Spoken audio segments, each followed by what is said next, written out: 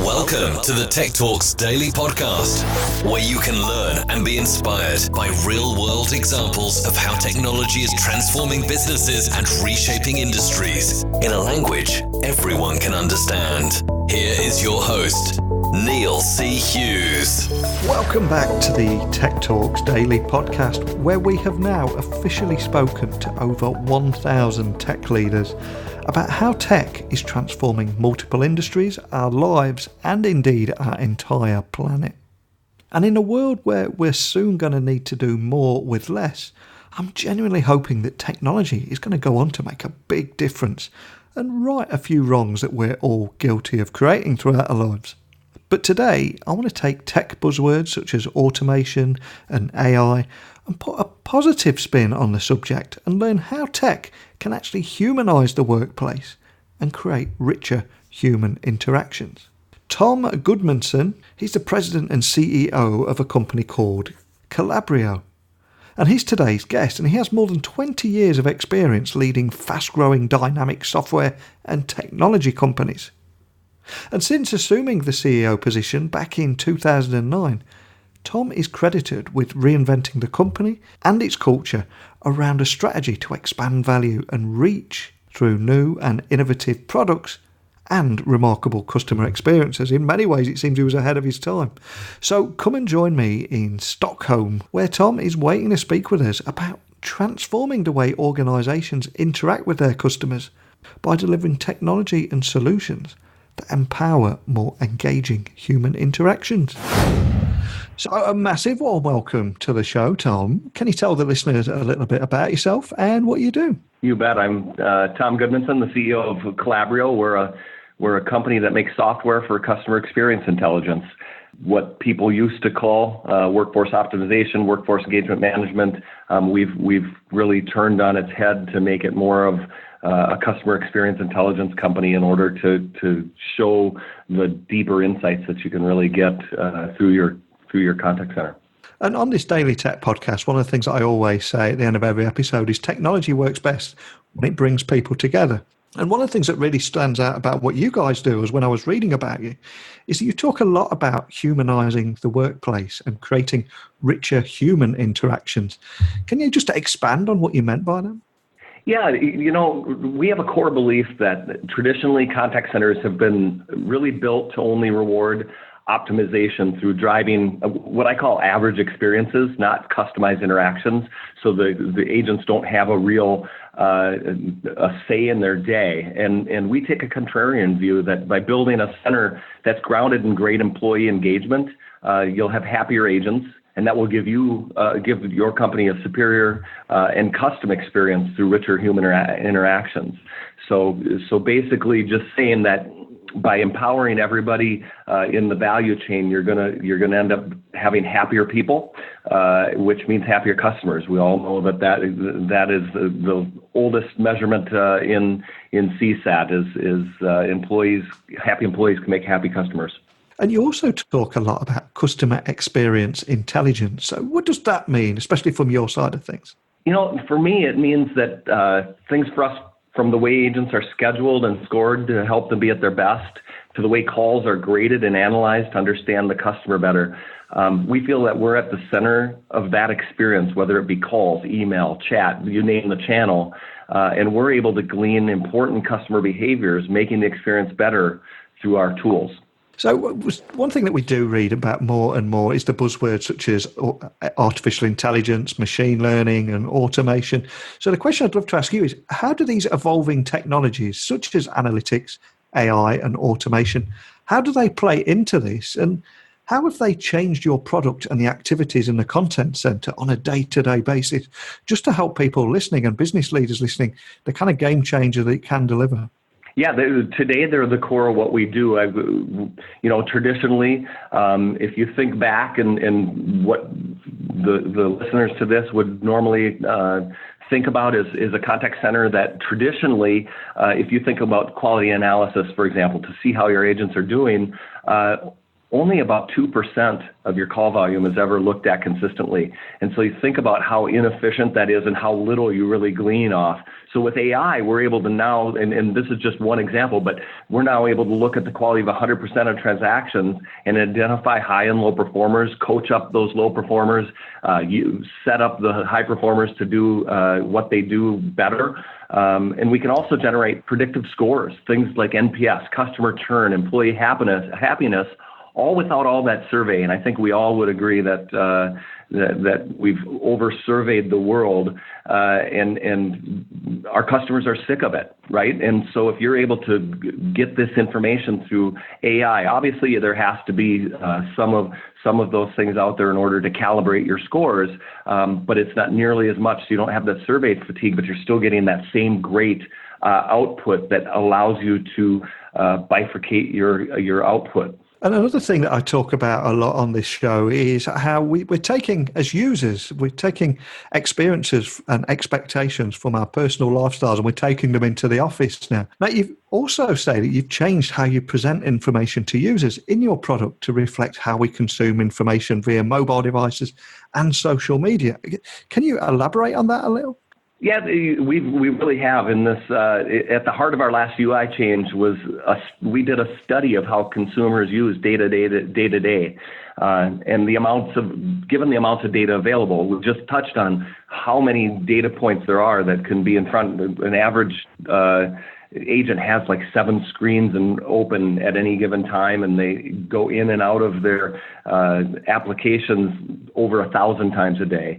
And so what we did is took what we used to do is, just the way we read, left to right, top to bottom, kind of a horizontal approach, is how everybody always did it. When we did it, redid our UI this year, we present it vertically. And this vertical positioning allows you to fit more data onto your precious screen real estate. And then this is the way you're able to see how the calls line up with screen recordings, the speech text boxes, desktop activity, and all of the other metadata without looking at those several screens. You're just looking at that all in real-time streaming. So if you think about your music casts and all the things, how you consume on your cell phone and what have you, you're always scrolling up and down, right? We have that same concept now, giving you so much more and able to digest so much more in one single screen. So how does implementing these kind of changes in a contact center impact the larger organization? Do you have any findings around that? Yeah, it is really a big topic because there are implications everywhere. The best way to think about it is simply that the contact center is the epicenter of customer feedback. And so with that, by mining the data, the company can figure out whether they're facing a marketing problem or an operational problem and act accordingly. So in the past, I think a lot of times things would come into the contact center, and if a contact center agent raised their hand, they would say, hey, I'm seeing something over here, and the marketing department might react because a customer was upset, when in reality, the experience was really just an operational change that needs to be made, or both. You need to react on a one-to-one or one-to-many basis and then go fix operations. Going and acting in a marketing way when it's an operational problem is a big nightmare because you just keep on the problem. And then secondly, there's the overall trend that I'm seeing in the contact center for contact center walls breaking down. My largest customer in the world has 30,000 seats. Only 3,000 of them are in the contact center. They look at every person in their company as somebody that should have quality scores because they do talk to customers. And so what it means is we're able to, anybody that's exposed to the customer should have some kind of mechanism to be able to make their performance better as if they're the contact center agent. So that's kind of the biggest stuff for us. And something else that I read about, that you recently acquired OPTI. So you can tell me more about the company, why you acquired it, and what it actually means for you guys too. Yeah, it's a great acquisition for us. OPTI was a Stockholm-based workforce management company. We bought it for 3 simple reasons: people, product, and place. The people, great people that were passionate about workforce management. We have a workforce management product, but these people live and breathe it every day like us, but in a singular way. The product was well designed and well received, and then the place being here in Stockholm, where I'm sitting and talking to you today, is they were born and bred like we were born and bred in North America. So a lion's share of our install base is in North America. They have just the opposite with the rest of the world. And so by putting these two companies together, we're very globally balanced. That's not just good for us and the way our revenue mix goes. It's good for our customers. We've got 650 employees spread throughout, 5 or 6 major offices around the world, able to handle. We've always done 24/7 support, but you can double down with that number of people in your local time zone with your local language. We have over 25 nationalities represented in our company today. So you can imagine the vast array of languages we speak and cultural, behavioral differences we can handle. And you also just had your first customer conference, which I think is called C3, which included a lot of OPTI customers as well. So I've got to ask, how did that go? And was there any big announcements, news, or feedback that came from that? Yeah, and so it was our first one with OPTI. This was our 9th and largest yet. We had over 600 customers with us in San Antonio, and then added, and in that was about 100 OPTI customers and employees. It was great. It was a great event where we had over 50 customer speakers, and our first ever analytics competition where we awarded $100,000 for excellence in using our analytics platform. That was really cool and really well received. It got people really thinking about how they could use our analytics platform. And the big new thing out of the sessions was more information on where Calabria and OPTI see the consolidation of the companies coming together. And then really cool is we're bringing 2 of those to Europe. We're doing one in Manchester and one in Stockholm here in the next month in order to have another 200 or 300 customers here in the European region join us for that same message. Excellent. So where do you go from here then? And what is the future for the contact center, do you think? From us, as a company, we continue to need to delight our customers. That's what we all wake up to do every day. If we don't delight our customers, we're going to not be able to grow our customer base and keep our customer base. And so in doing that, we build great customers that our customers ask for and need. So in that, we've been around for 12 years. We've had a mantra of 2/3 of our software is built via customer feedback. Things like the C3, things like customer user groups, and just different forums for them to be able to drive ideas to us. And then the other third is we owe them what they don't know they need yet. So that's our innovation side where we're driving but using that same methodology of once we drive an idea, using them for their feedback to make sure it's the best software possible for them. So we're really excited about where we're going. And the reason we're excited about that is I think the contact center is in great shape. It continues to morph. But I certainly don't buy all the gloom and doom of the demise of the contact center. You hear that so much. And I believe it just evolves, and it's our job to stay in front of that evolution. I think there's no set of companies like ours and those in our class that are set up to be at that center and help people change, whether it morphs to more AI, more the chat, more social. We'll be the ones in the middle taking on the important idea of normalizing that data, because at the end of the day, calls are always going to be there. And it's our job to normalize that into information that companies can use smattered across the customer journey. And what an important part of that customer journey than when the customer is talking to you or chatting with you. And I also feel I can't let you go without mentioning that I think it was earlier this year, you were named one of the top workplaces in Minnesota by the Star Tribune. Not just this year, though, but for the 6th consecutive year. So I've got to ask before I let you go, what is it that makes it such a great place to work? You know what? And I would be remiss if I didn't mention that OPTI has been a 5-time in a row Stockholm best place to work as well. Wow. Another reason for us to come together with those great people, right? So bottom line, it's the amalgamation of all the great people.